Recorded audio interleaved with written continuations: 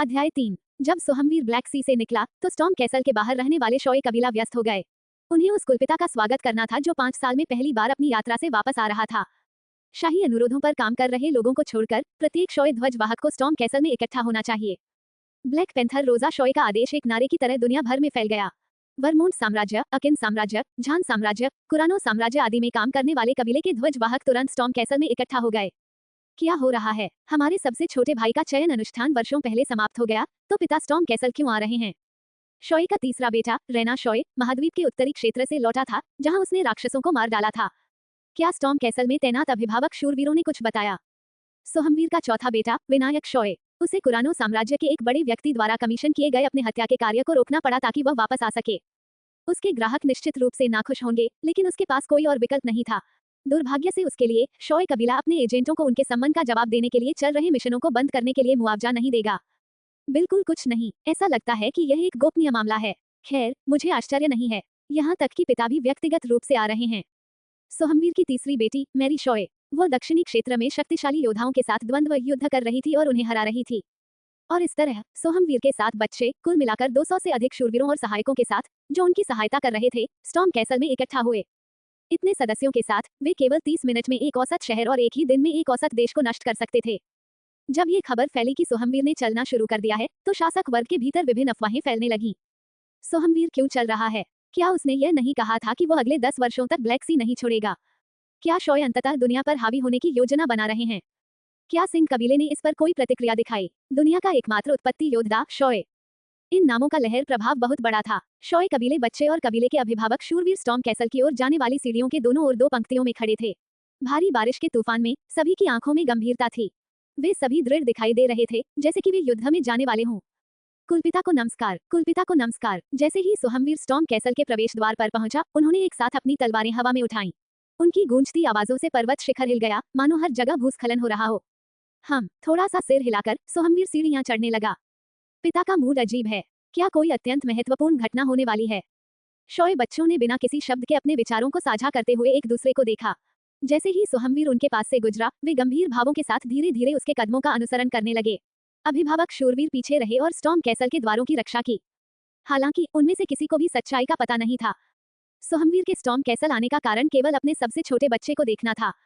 Tony, ये टोना। हाँ, पिता। साइरॉन ने सबसे पहले टोना जुड़वा बच्चों को बुलाया। बीमार भाई अपने पिता के सामने घुटने टेक कर बैठ गए क्योंकि उनकी बहती नाक से सूंघने की आवाजें सिंहासन कक्ष में गूंज रही थीं। मुझे बताओ कि तुम दोनों ने क्या गलती की? जिन गिली के साथ अपने कमरे के अंदर इंतजार कर रहा था, इसलिए वह बातचीत नहीं सुन सका। टोना जुड़वा बच्चे जवाब देने में हिचकिचा रहे थे। जैसे जैसे सेकंड बीतते गए, साइरॉन की भौहें थोड़ी सी फड़कने लगीं। मैंने तुमसे पूछा कि तुमने क्या गलती की। वो जिनके पिछले जीवन में टोना जुड़वा बच्चों ने 10 साल की उम्र में स्टॉर्म कैसल छोड़ने के तुरंत बाद अपनी पहली हत्या की थी। और जैसे जैसे वे बड़े होते गए, उन्होंने औसतन हर साल 50 लोगों को मार डाला। वे सचमुच हत्यारे उन्मादी थे। हालांकि अभी के लिए वे सिर्फ 9 साल के बच्चे थे। वे उस उम्र में थे जब उनके सख्त पिता उन्हें डराते थे। इसके अलावा सख्त शब्द उनके पिता के साथ न्याय नहीं कर सकता था।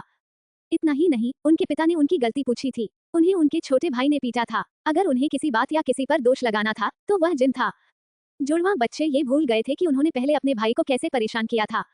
जैसे ही वे इस निष्कर्ष पर पहुंचे, टोना जुड़वा बच्चों ने अपना मन बना लिया। हमने कोई गलती नहीं की है। टोनी ने साहस जुटाया और जवाब दिया। सोहमवीर ने अपनी थोड़ी को अपने हाथ पर टिका लिया, मानो वह अपने बेटे के बोलने का इंतजार कर रहा हो। जिन ने हेटोनी और मुझे मुक्का मारने के लिए किसी अज्ञात शक्ति का उपयोग किया। ये सही है, उसने एक ऐसी शक्ति का उपयोग किया जो आभा नहीं थी।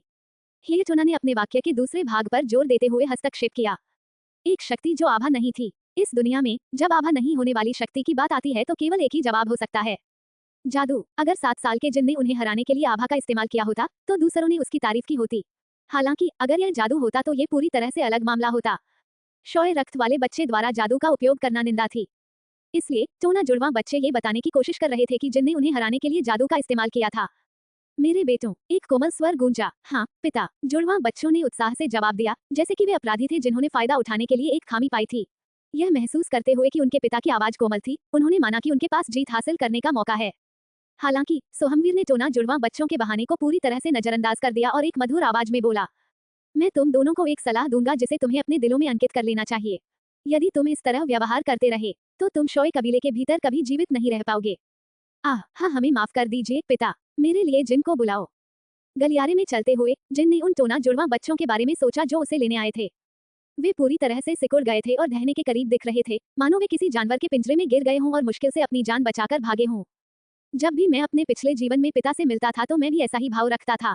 मैं कल्पना कर सकता हूँ कि उन दोनों के साथ क्या हुआ होगा।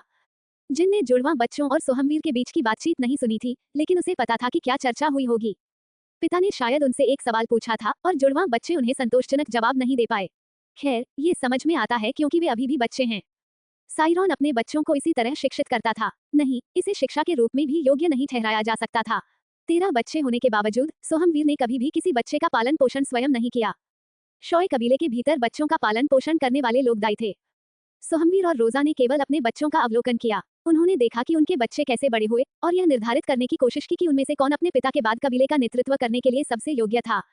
इसके अलावा वे केवल वयस्कों के रूप में विकसित होने और शॉय मानक से अधिक परिणाम दिखाने के बाद ही धीरे धीरे अपने बच्चों के साथ शामिल होंगे। इसलिए सोहमवीर का स्टॉर्म कैसल में आना एक बहुत बड़ी बात बन गई थी। लॉबी में इंतजार कर रहे अन्य भाई बहन ये जानने के लिए उत्सुक थे कि सिंहासन कक्ष के अंदर क्या हो रहा है। कदम कदम जिन अंततः सिंहासन देख सका, उसके पिता बैठे थे, उसके आने का इंतजार कर रहे थे। जैसे ही उसके पिछले जीवन की घटनाएं उसके दिमाग में कौंध गईं, वह सावधानी से सोहमवीर की ओर चला। मेरे पिता, मैंने अब तक जितने भी लोगों को देखा है उनमें सबसे मजबूत, फिर भी सबसे क्रूर भी। उसकी माँ रोजा शॉय में कुछ हद तक मानवीय पहलू था।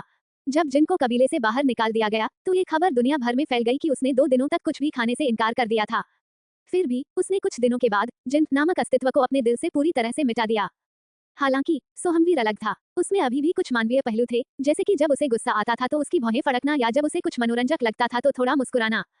जिन ने ये भी सुना था कि जब साइरॉन छोटा था और अभी तक कुलपिता नहीं बना था तो वह निराश हो सकता था, खुश हो सकता था और अपने जीवन के लिए संघर्ष भी कर सकता था। हालांकि जब वह देवता क्षेत्र में पहुंचा और उत्पत्ति योद्धा बन गया तो वे भावनाएं धीरे धीरे गायब हो गईं। उसके भीतर जो कुछ बचा था वह कबीले के लिए बिना शर्त चिंता थी।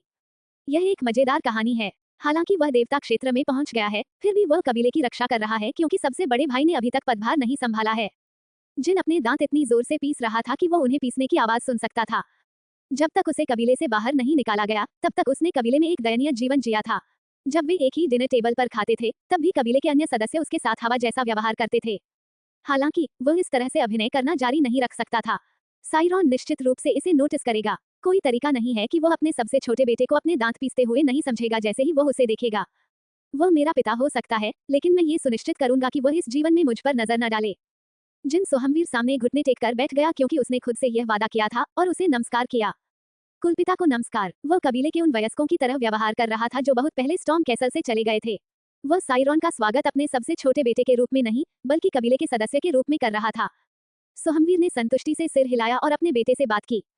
तुमने मुझे पिता के बजाय कुलपिता क्यों कहा? जिन ने थोड़ी देर के लिए विचार करने का नाटक किया। उसने पहले ही अपनी शुभकामना पर सोहमवीर की प्रतिक्रिया का अनुमान लगा लिया था। मेरे बड़े भाई, बड़ी बहनें और 100 से अधिक अभिभावक शूरवीर आपका स्वागत करने के लिए इस महल में लौटे हैं।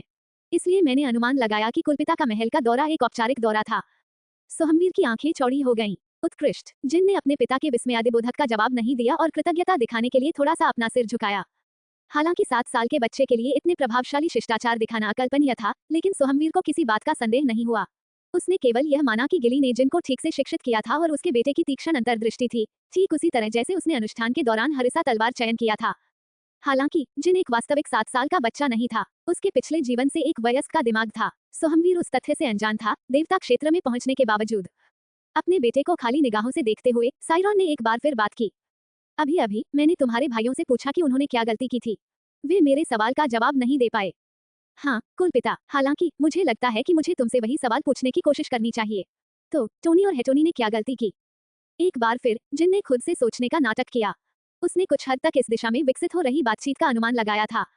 नहीं, वास्तव में उसने इस परिणाम का पूरी तरह से अनुमान लगाया था क्योंकि सोहमवीर अपने बीमार बच्चों के साथ युद्ध के दिग्गजों की तरह व्यवहार करने में संकोच नहीं करेगा जिन्होंने अनगिनत कठिनाइयों का सामना किया था। साइरॉन जो जवाब सुनना चाहता था वह शुरू से ही तय था। ये बदला है।